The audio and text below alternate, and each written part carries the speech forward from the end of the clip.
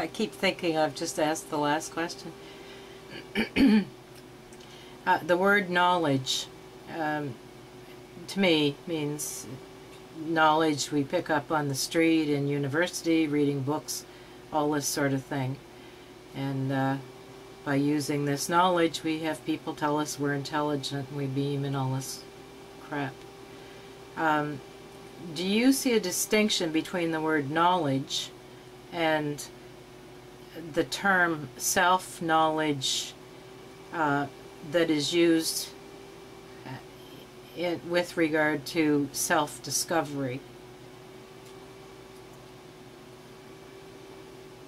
Essentially, they're the same, Mystica, because self-knowledge is the observation. I hate to use the word observation. It is the study of the self by the mind, by the brain. So it is burying oneself more deeply into its own lostness. The more we study our robotic mind with our robotic mind, the more robotic we become. And again, I say the greatest deterrent to intelligence is knowledge. And this world is filled with extremely smart people. They make millions of dollars. And yet the ignorance is huge, because the very thing that they pursue is the thing that blocks any form of intelligence that might be able to be born. As a matter of fact, a third or a second grader or a first grader, the level of intelligence there is far, far greater than any PhD or what do they call those other things, doctorate degrees of that, or any of that. Hello, Brian. And Corn Dog 316, and welcome. Listen. Well, I don't know that we're actually speaking of the same thing, Edwards. When I use the term self-knowledge that comes through self-discovery, I maybe should have added that self-discovery outside the mind, something the mind does not understand. And once this discovery has been discovered, it needs to be almost let go of. Otherwise it becomes philosophy. Do you see what I'm pointing to? And do you address this maybe using other words? Do you address this in your book? Yes. Yes to both things. And I certainly had a comment. The distinction that we could draw here is that if you have to remember it, you're in a heap of trouble, because it's your memory that's guiding you.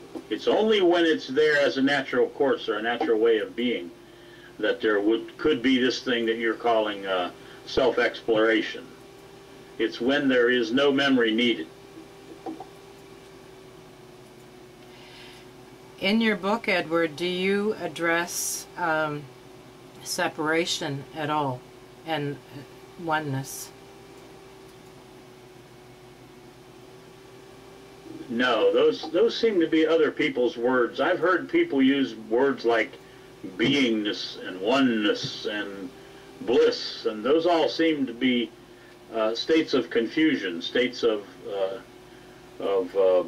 mesmerization, places where people have mesmerized or taught themselves for so many years that they're completely robotic and don't realize that they are. So there are some comments about that sort of thing in there, but there's not much talking about them. So for 7A, you welcome. Brian. Peter put in text there.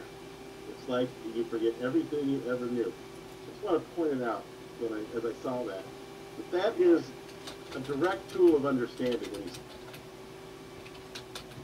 say that. Because then how can it be like you forget everything you ever knew? Because if you forgot everything you ever know, you don't know what that's like.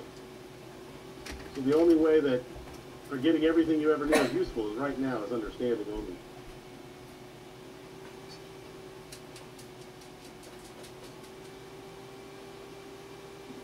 Well, yes. I don't know why you threw that last part in, but yes. The greatest perhaps the hardest thing to catch about what it is that I'm saying is that understanding is the booby prize. Understanding, when you come to that place of understanding, which it takes almost a genius to understand, that's the booby prize. You have been awarded the last place in a lineup of 6.5 billion people. You come in last because you're a genius, because you understand. It's perhaps hard to catch what I'm saying there, but anyway. Donna, welcome back, Mystica. Getting back to the book, Edward, do you have any, oh, dang, word left? Because all these words like want and desires and all this stuff is coming up. Okay, what would you care to see be the result of this book?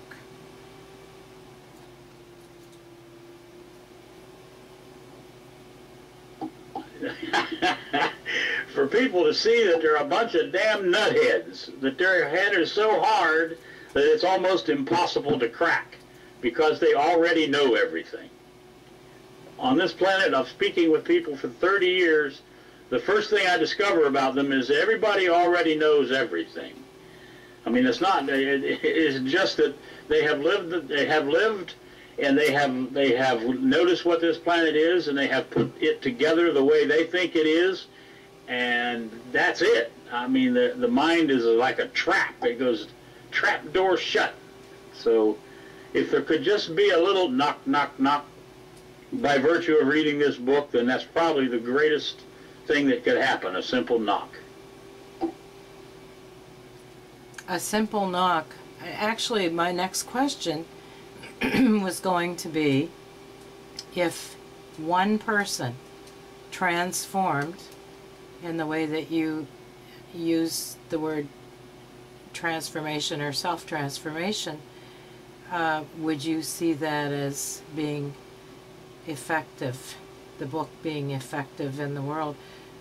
But you're saying that even if it knocks a few people, that would be fine with you. Yes, if there were probably, Mystica, who knows how many people would read this book, but let's say 1,000 people read the book, and maybe out of those 1,000 people there might be a knock, knock, knock on maybe 10 out of those 1,000. And it would be almost completely impossible that one of those 10 would experience some sort of a transformation from the reading of it. Now, that's not saying that it wouldn't happen. That would be wishful thinking. Thank you, future 12A. So, perfect experience for the book would be that anybody who read it would have their mind open, so that they would then be the source of their own life, rather than going to their churches and their schools and their parents for the learning. Mystica. As we have been speaking, it seems to me that you have pointed to an open mind being a prerequisite for transformation.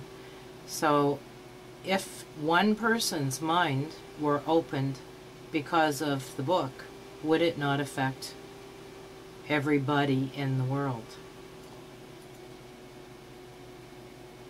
Yes, it would be an explosion that actually people could feel the energy of. It would be in the air, if you will.